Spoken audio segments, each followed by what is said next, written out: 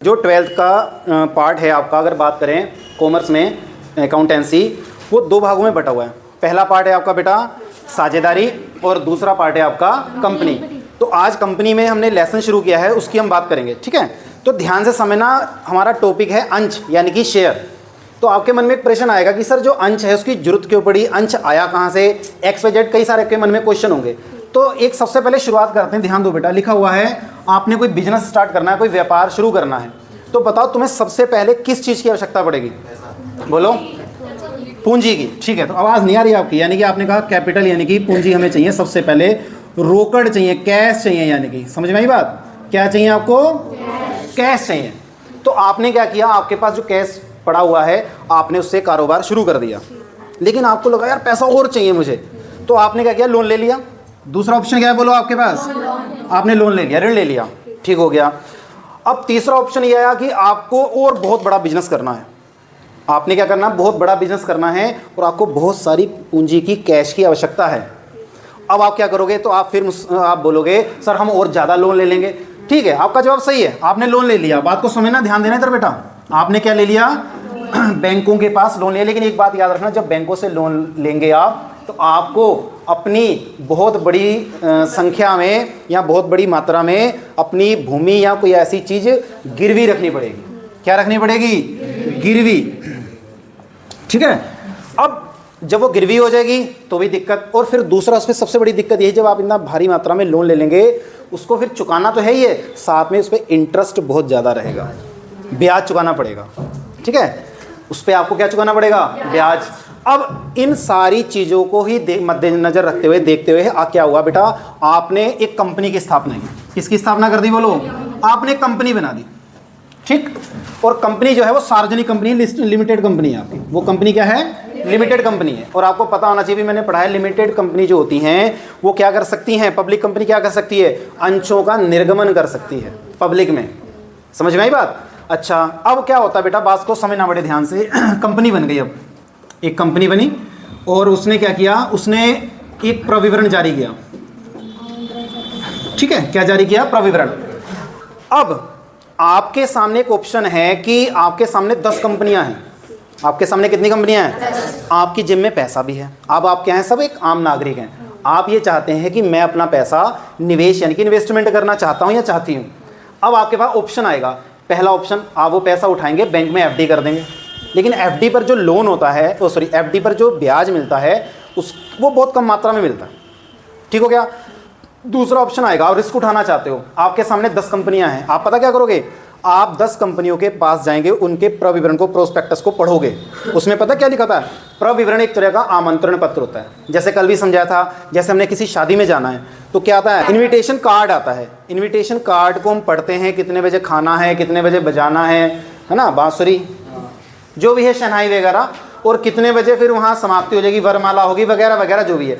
ऐसे ही आपने कंपनी के बारे में रीडिंग करेंगे प्रविवरण में पढ़कर। उससे आपको क्या जानकारी मिलेगी, ये कंपनी किस सेक्टर में काम कर रही है। जैसे मैंने कल एग्जांपल दिया था कि 2 कंपनियां मान लो, एक टच स्क्रीन फ़ोन बनाती है और एक कीपैड फ़ोन बनाती है। आप किस कंपनी के अंश खरीदोगे, क्योंकि फ्यूचर किसका, टच का है। तो वही हिसाब है, जब प्रविवरण को आप रीड करोगे, पढ़ोगे, तो उसे आपको क्या मिलेगी, जानकारी मिलेगी, मैंने किस कंपनी के अंशों को खरीदना है। अब अपना पैसा आप उसमें क्या कर देंगे, इन्वेस्ट कर देंगे, ठीक हो गया। अब ध्यान देना बेटा, प्रविवरण को पढ़ा, कंपनी बन गई। अब कंपनी को किसने, उसके अंशों का उसने क्या कर दिया बेटा, निर्गमन कर दिया। अंशों का निर्गमन हो गया, इश्यू ऑफ शेयर बोलेंगे। क्या बोलेंगे इसे, इश्यू ऑफ शेयर, ठीक। अब उसके बाद क्या होगा, कोई बात नहीं, साइलेंट करो।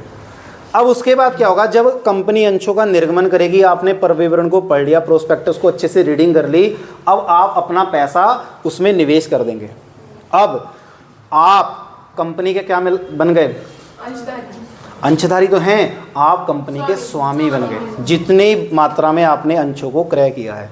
मान लो आपने किसी कंपनी के 100 अंश खरीदे हैं, ठीक, तो 100 अंशों की जो पूंजी कहलाएगी उसके आप मालिक कहलाओगे, ठीक है। अब कंपनी के पास क्या आ गया बेटा, कंपनी के पास पैसा आ गया। अब कंपनी क्या करेगी, उस पैसे से बिजनेस करेगी। बात को समझना, कंपनी को सबसे पहले किसकी जरूरत थी? पैसे की। कंपनी ने क्या किया? अंशों का निर्गमन किया, इश्यू ऑफ शेयर किया।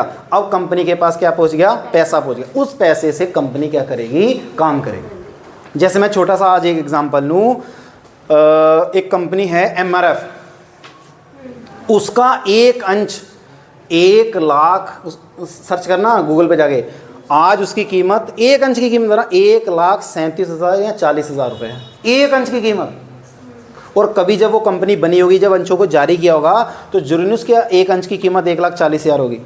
जरा सर्च करो पीछे, MRF कंपनी के एक अंश की कीमत आ जाएगी, सर्च कर लो। ठीक है, कहने का मतलब समझे। अब फिर से आगे आते हैं बेटा, प्रविवरण को पढ़ा कंपनी ने, बेटा प्रविवरण पढ़ा, उसके बाद अंशों का निर्गमन कर दिया, अंशधारियों ने अंशों को खरीद लिया, कंपनी के पास पैसा पहुंच गया। अब कंपनी बिजनेस करेगी, आपको अभी कुछ नहीं मिलेगा। जब तक कंपनी को लाभ नहीं होता आपको कुछ नहीं मिलेगा, याद रखना। जैसे जैसे कंपनी ग्रो करेगी, ये देखो अभी बीच में बता रहा हूँ, अभी सर्च किया हमने MRF कंपनी का, जो एक अंश की कीमत 1,54,000 निकल गया। ये लमसम ऊपर नीचे हो सकती है। पिछले साल जब वीडियो बना रहे थे उस टाइम इसकी कीमत 1,37,000 थी। सोचो, एक अंश की कीमत बता रहा हूँ। ठीक है, आगे बढ़ते हैं। तो कंपनी के ने जारी कर दिया। अब जब कंपनी को क्या होगा बेटा? लाभ होगा। क्या होगा बेटा? लाभ होगा। तो कंपनी आपको क्या देगी? लाभांश देगी। क्या देगी बोलो? लाभांश को कहते हैं डिविडेंड। ठीक है, मान लो आपने यही पैसा बैंक में जमा कर दिया, बताओ बैंक आपको क्या देगा? ब्याज। यही पैसा आपने इन्वेस्ट कर दिया उसमें, अंशों में, अब कंपनी आपको क्या देगी? लाभांश देगी। याद रखना, डिविडेंड कहते हैं। ऐसी यदि किसी कंपनी के ऋण पत्र खरीदोगे तो ऋण डिवेंचर जिसे कहते हैं, उस पर आपको मिलता है ब्याज। ठीक है, तो ये सारी चीज़ें इसमें समझ आई होंगी। जैसे फिर से शुरुआत करते हैं, आपने एक बिजनेस शुरू करना था, आपको रोकड़ की, कैश की, कैपिटल की जरूरत थी, तो क्या किया आपने? लोन लिया। लोन से काम नहीं चला, ज़्यादा मात्रा में पैसा चाहिए था। ज़्यादा मात्रा में पैसा के लिए आपने एक कंपनी बनाई, कंपनी ने अपने अंशों का निर्गमन किया। अंशों के निर्गमन से क्या हुआ? जो आम जनता थी उसने अंशों को क्रय किया, खरीदा, और कंपनी के पास क्या पहुंच गया?